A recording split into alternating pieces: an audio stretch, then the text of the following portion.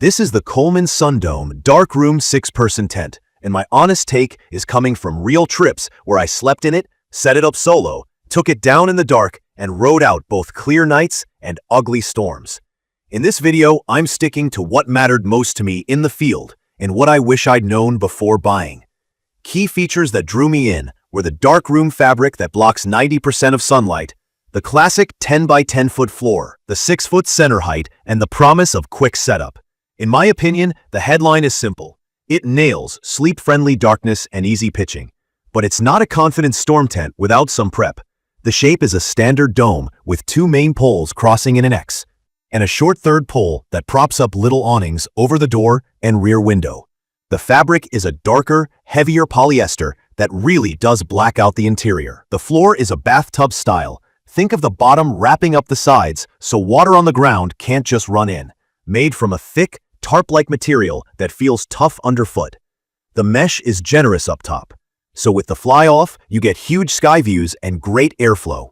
The Rainfly is partial coverage, meaning it doesn't go all the way down the sides. It covers the roof and makes those small awnings, but leaves the lower walls exposed. Zippers are smooth enough, and the carry bag is the expandable type with a rip strip, which sounds silly until you're trying to stuff a damp tent in at the end of a trip.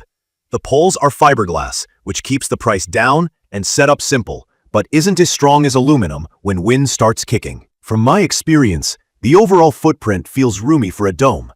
I can stand up straight in the center at 5 feet 10 inches. But as soon as I step out of that middle circle, my head hits the slope. 2 queen air beds fit, though you won't have much floor space left for bags. Realistically, I treat it as a tent for 3 or 4 adults with gear or a family with kids and a dog. The E-port is handy for running a cord inside, and there are a couple of small mesh pockets and a lantern loop. Storage is minimal. I ended up using a soft bin to keep small stuff from scattering. Setup has been consistently quick for me. I've done it solo in about 10 to 12 minutes without rushing. The sleeves are straightforward, corner pins are easy to seat, and clipping the body up goes fast. Staking and guying make a big difference. On calm weekends, I barely needed guy lines. On windy ones, skipping them would have been a mistake. The dark room tech works, full stop. Midday looks like early dawn inside. I've had to use a headlamp to find socks at noon. Mornings don't blast me awake, and afternoon naps actually happen. It also trims the harsh solar heat when the sun is beating down. With the fly-off, the mesh and the ground vent breathe well, and it stays surprisingly comfortable for a blacked-out tent. Where things get complicated is wet, warm weather. Quick terms for anyone new. The Rainfly is the outer cover that sheds rain. Inverted seams means the stitching sits on the inside to reduce direct water exposure. Tape seams have a seal over the stitching to block water. On this tent, the fly seams are taped, but the tent body seams are not. In light rain or short bursts, I stayed dry. I've sat through a half hour of steady rain and felt confident. In a long, wind-driven storm, I got leaks at the corners and along the lower wall seams where the fly ends and the fabric gets hammered. Water ran off the fly, hit the exposed wall, and eventually found those seams. I ended up dabbing seam sealer on the body seams and hitting the corners, and that cut the problem way down on the next trip. A small tarp pitched above the fly also helped in prolonged rain by moving the drip line further out. Ventilation swings with the conditions. Fly off, airflow is excellent and the tent feels airy. Fly on in warm, humid rain and it can turn stuffy. The darker fabric and the close-up fly hold heat and humidity. I woke up clammy on a July thunderstorm night even though I stayed mostly dry after sealing. Cool evenings are fine, but hot and wet is where it gets uncomfortable. Wind is the other point I have to be straight about.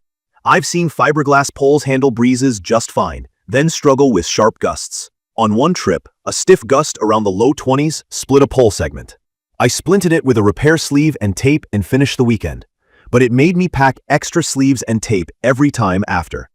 Fully staked corners and all guy lines taut to the fly's anchor points helped stability a lot, but I'm still conscious of the pole limits. If the forecast calls for big wind, I choose a sheltered site or a different tent.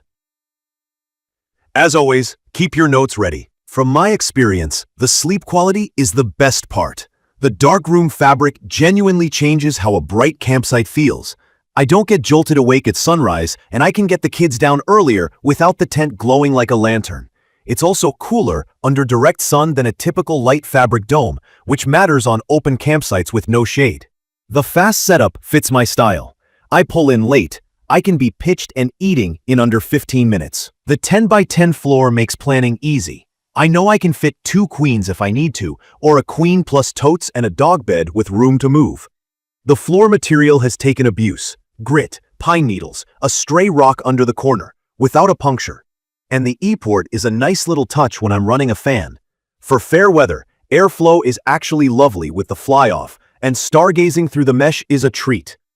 In my opinion, the value is strong if you understand the limits. This is an affordable, comfort-first car camping shelter. I do wish for a full coverage fly and factory-taped body seams. That alone would fix most of the "it leaked in a storm" stories, mine included. More pockets and a small vestibule would also help.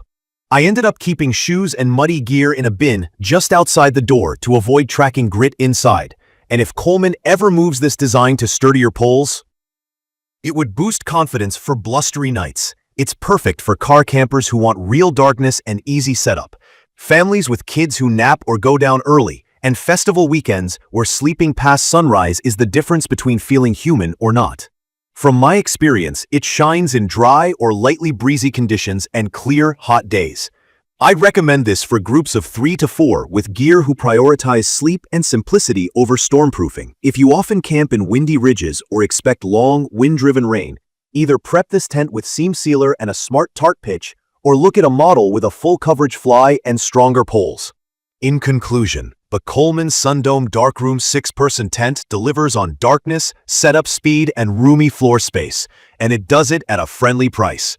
It's a fair weather champ and a decent light rain tent once you add seam sealer, but it's not the shelter I trust for a night of sustained wind and heavy rain. If you use it within its lane, it's a comfortable, sleep-friendly home base that's easy to live with. If you need robust, wet, and windy performance out of the box, you'll want something with a full fly and tougher poles.